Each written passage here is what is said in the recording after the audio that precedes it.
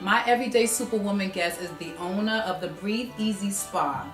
Please welcome my everyday superwoman guest, Alycia Ayaba Bennett. Hi, I'm excited. You know, I'm always excited when my guests come on the show.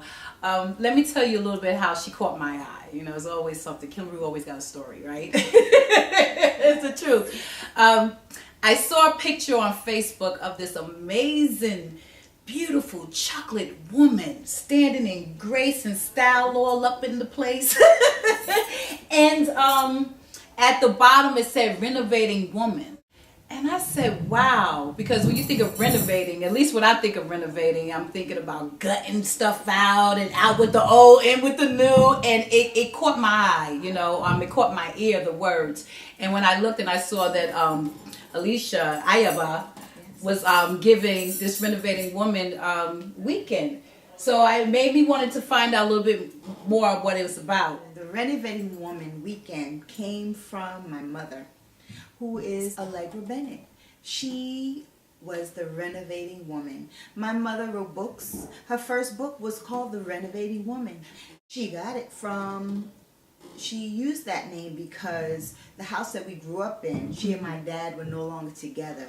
So she had to begin doing things on her own. She'd call my dad to say, oh, how come this is happening? And ask him what to do. He said, oh, go down in the basement, look at that and look at this. And he'd tell her all these things, and come to find out it's just stopped up. He didn't really know what was going on. So my mother began to do more investigation, because that's the woman that she was. She was a writer. She was a reader. She was an investigator. So she started as an investigative reporter. Oh, yes.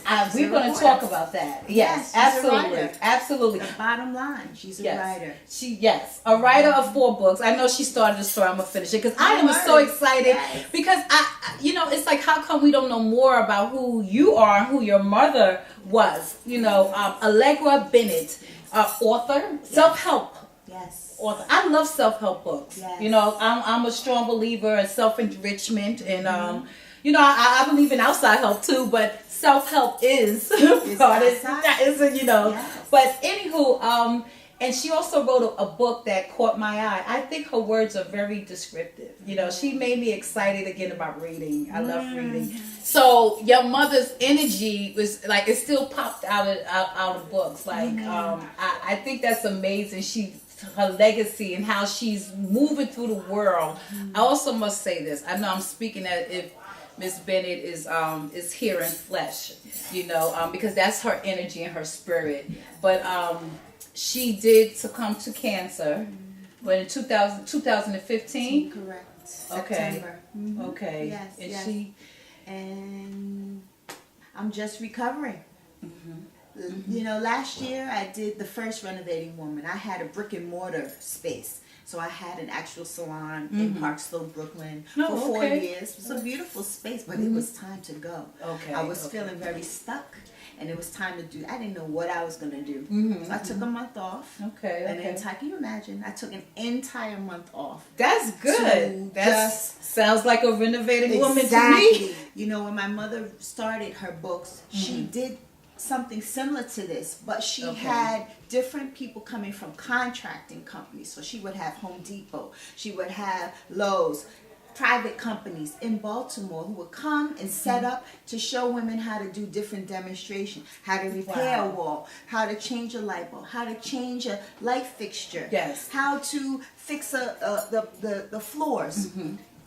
She was able to do that. And when I read that about her, I was like, wow, because a lot of people don't know, you know, I'm a former electrician, you know, I work with IBEW, yes, a union electrician.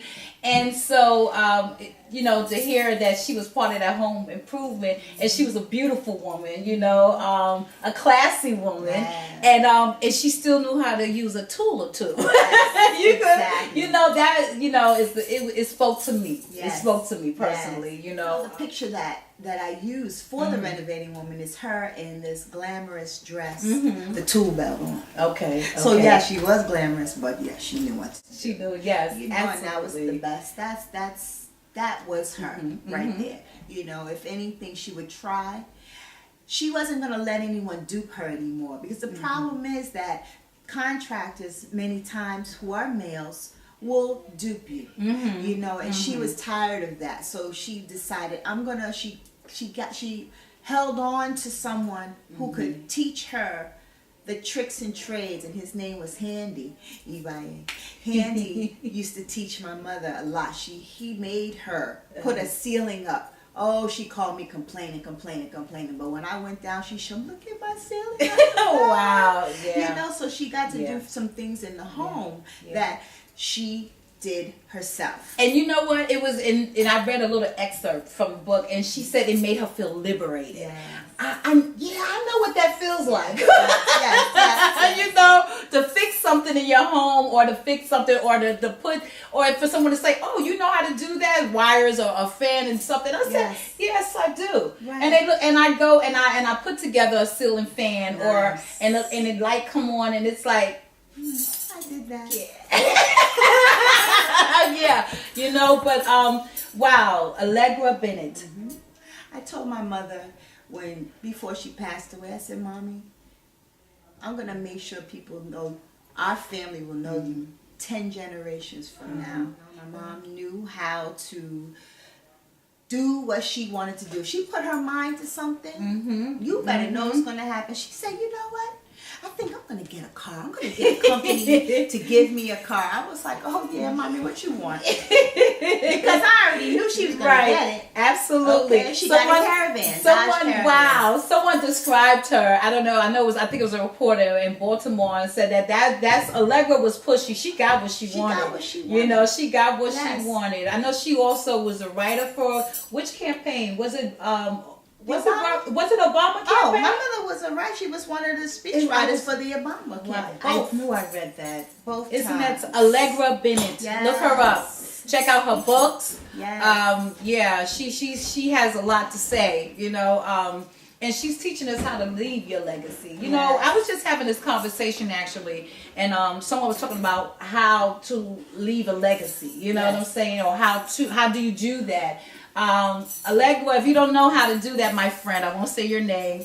Go look up Allegra Bennett. Renovating Woman. She'll show you some things on how to leave a legacy. She was also on the radio in Baltimore. Oh yeah, she was on the sides of buses, so she would teach people little tips on how to do home repair in the home and BG&E. So she said that she'd be in the street and someone would come over to her and say, are you Allegra Bennett? She's like, oh my goodness, what? I said, Mom, you are too much.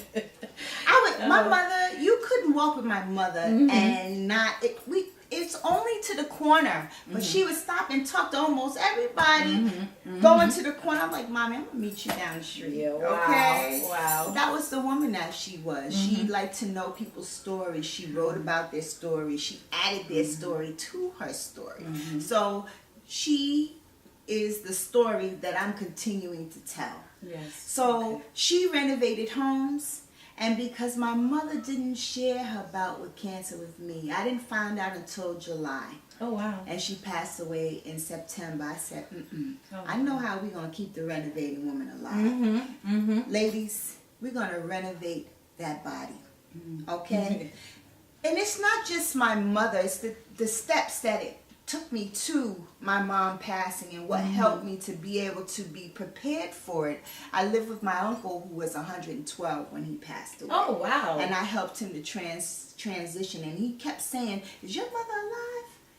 You need to live with your mother. So I said, Mommy, Uncle Ernest keeps talking about you. What's going on? So finally when I went to go visit her, she let me know, oh, you know, you should see my breasts. I said, okay, Mommy, let me see. And I don't know what happened, but she just switched the subject and never showed me her breasts. And that was back in Thanksgiving time. Right, you know, and I'm like, and I didn't think about it again, you know, until I even went to visit her again in April. And she didn't say anything. So by July is when I found out, and I'm like, to not know that your parent is going to pass away and they pass away on you and they've known all this time, it's very hurtful. And I prefer to guide women on how to let their families know. Some people are private. I get that. But you do not have to suffer like that. That's a suffering. You do not want to see your parent suffer with cancer in their body, disease in any type of way. You want them to share what's going on with you so that you're able to help them, to guide them. But she did not do that. I've learned a very long time ago. You know, I've done women healing workshops, and I know that the best way to heal is with other women. It's just something about seeing ourselves in each other's eyes. It's just, you know, I am my sister's keeper. You know, so good for you. Congratulations to you that you want to renovate. Yes, I have to. Well, I do not. I'm going to be a grandmother, and I do not want to leave this earth before I'm at least a great grandmother. I understand. I take 2 greats. I'll take 3. I love it. I love it. Well, kudos to you on taking, taking control of your health, your healing. You know, the process. You know, I don't know what that's like to lose my mother to cancer and her not sharing. I can only imagine. But by you talking about it, you taking steps. You know, this is how I'm healing myself and how I'm making sure that I'm staying connected because I'm literally talking to her. Okay, mommy. Are you angry with her? I'm furious. Okay. I was okay. furious. Yes. Okay. You know, but who do I tell this exciting thing that I'm doing? No, you let us know. I'm glad I'm here. I'm honored to be here. I'm looking forward. So how people can get in touch with you? Well, they can reach me through Breathe Easy Spa. I'm on Facebook, Instagram, Twitter. They could also reach me at breatheeasyspa.com. I'm at ayababreatheeasy@gmail. And you can also reach me by phone at 443-HAIR SPA. That's 443-424-7777. My name is Alycia Ayaba Bennett. And don't forget to put that S on your chest.